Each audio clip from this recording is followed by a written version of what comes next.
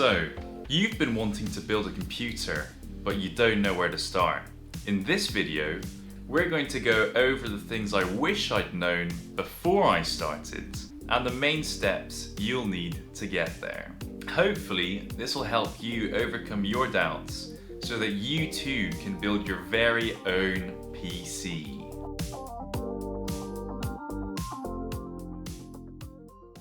This is my computer. It's old, some of the keys don't work, the screen only works at certain angles, and it won't be able to run some of the beefier programs I want to run.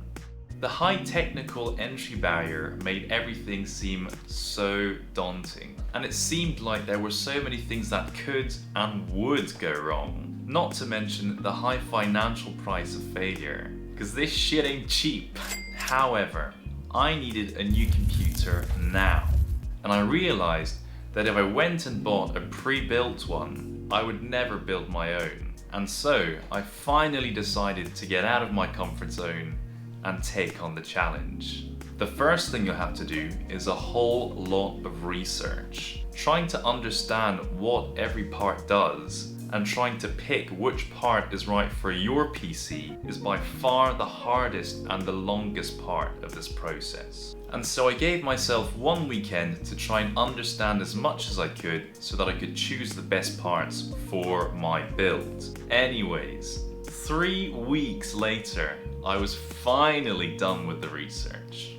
These are the parts you're going to need.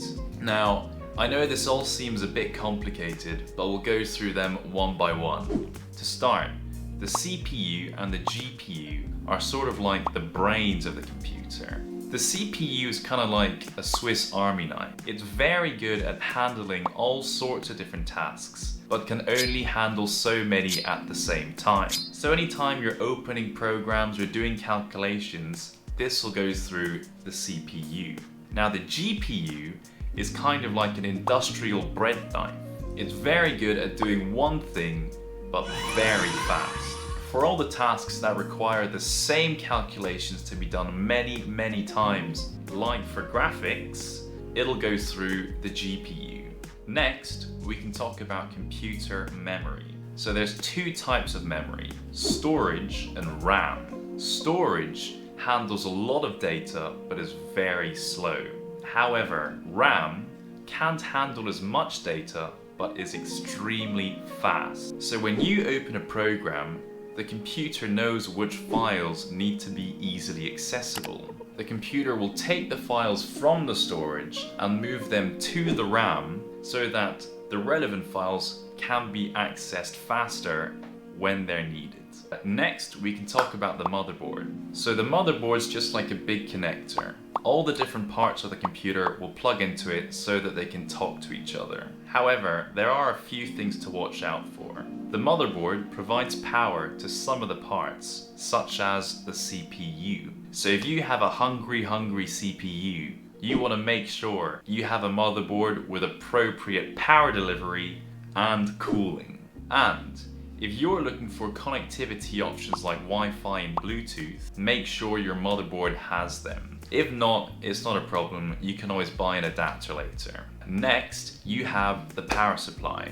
You have to make sure your power supply is strong enough to power all the different parts of your PC. The PC Part Picker website has a very helpful tool for this. You can list all the parts you've selected for your build and it'll give you an estimated power figure. Finally, we get to cooling, because the CPU is a real hot boy. There are 3 options: fans, all-in-one coolers, and a full water cooling rig. Forget about the full water cooled rig, because you don't need it. And choosing between fans and all-in-one coolers really depends on your budget and on the aesthetics of the build. And there's only one thing you really have to look out for when getting a case, is to make sure there's enough space for everything. So, now you know what every part does, you need to choose the parts for your computer.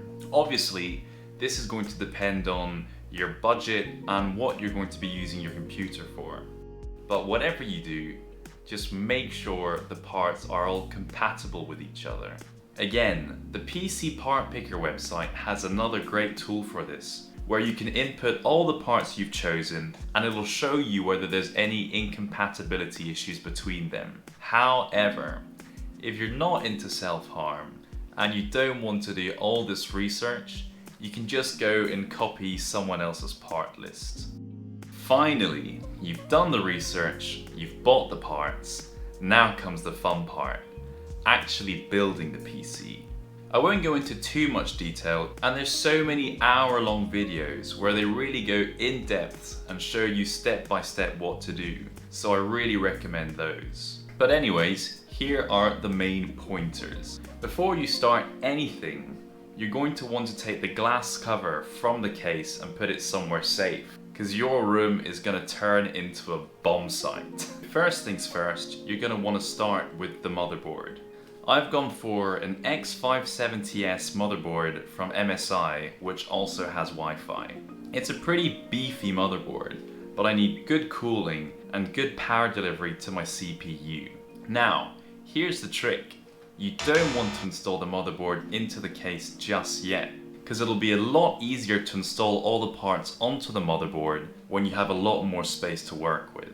The first part to install is the CPU. I've gone for a Ryzen 9 5900X, which should be more than enough to handle anything I throw at it. When installing this part, you want to be super careful, because the pins at the bottom can be very delicate. Then you're going to want to install the RAM. I've gone for 32 gigabytes of Corsair Vengeance. They run at 3600 Hz and at C18 for you nerds out there. RAM sticks usually come in pairs, so there's a special way to install them on the motherboard so that the computer recognizes them as a pair. For my motherboard, I had to leave a space between each RAM stick.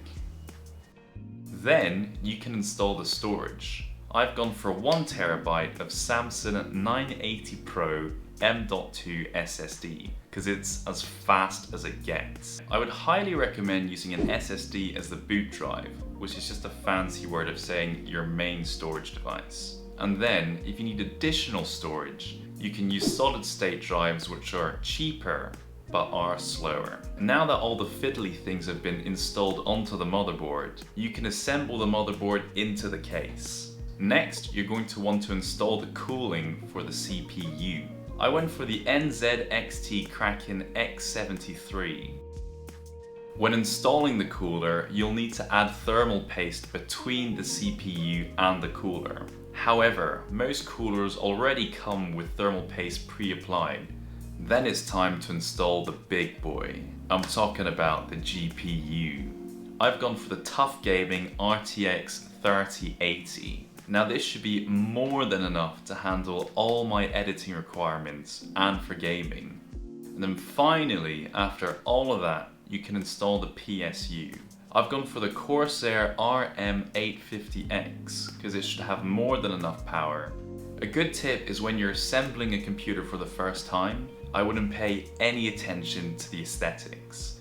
Just make sure everything plugs in correctly, and when you turn the computer on, it works. Once you know everything's working properly, you can go back and do all the cable management and all of that fun stuff. We've just finished messing with all the cables, and to the best of my ability, I think that everything's been plugged in correctly.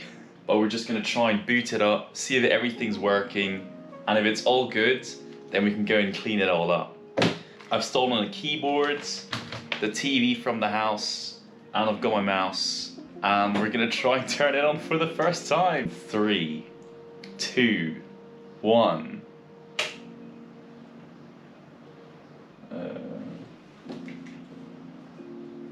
Nothing's happened. Turn it on. 3, 2, 1. Oh, it's making some lights.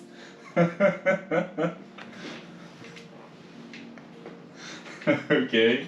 Oh, I have to press a button. Delete. Backspace 11. Oh, something's happening. Come on. Oh!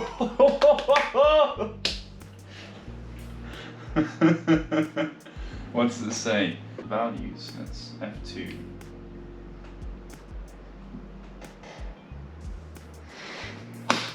Yes! Okay, that's good. So I'm gonna tidy everything up. Got a few fans I still need to install, and then we're done. We're done. So we've cleaned up all the cables so everything looks nice, but the computer doesn't start anymore. There's a little green light somewhere which is telling me that the hard drive can't be found, which is strange because it's the only thing I haven't really touched. Let's see if we can figure this out. An hour of just turning things on and off and plugging things in and out. We finally got it to boot again. The problem was, I plugged it into the wrong HDMI port. So the computer was working the whole time.